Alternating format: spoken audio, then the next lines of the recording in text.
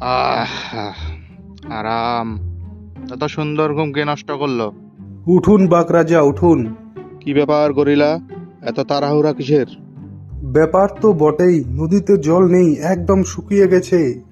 নদীতে জল নেই? কিভাবে সম্ভব এটা? জানি না বাগরাজা, কিন্তু সবাই আপনার কাছে এসেছে। আপনি কিছু করুন বাগরাজা। ঠিক আছে গরিলা, চলো দেখি তো আমরা কি করতে পারি। এরপরে সব পশুরা এক এক করে বাঘ রাজাকে তাদের অভিযোগ শোনাতে লাগলো। বাঘ রাজা, তাহলে আমাদের ছানাদের কিভাবে জল খাওয়াবো?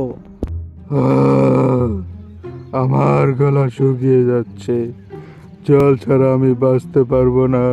শান্ত হও সবাই, আমি এর একটা সমাধান খুঁজে বার করব। গরিলা, দেখো তো ওইদিকে কি দেখা যাচ্ছে? মনে হচ্ছে কোথা থেকে ধোঁয়া উঠেছে। হ্যাঁ ঠিক বলেছিস, চল দেখি তো কি ব্যাপার। এরপর তারা ঘন জঙ্গলের মধ্যে চলতে শুরু করে এবং পাতা ও কাঁটাযুক্ত গাছগুলিকে অতিক্রম করে। এদিকে ধীরে ধীরে ধোঁয়াশা বাড়তে থাকে।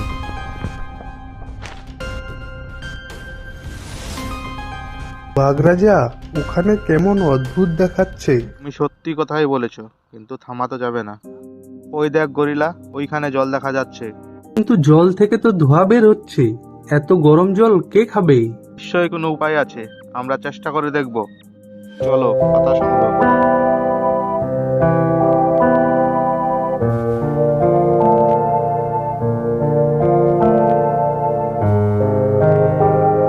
তারা বড় বড় পাতা সংগ্রহ করে এবং বাষ্পকে ঠান্ডা করার চেষ্টা করে।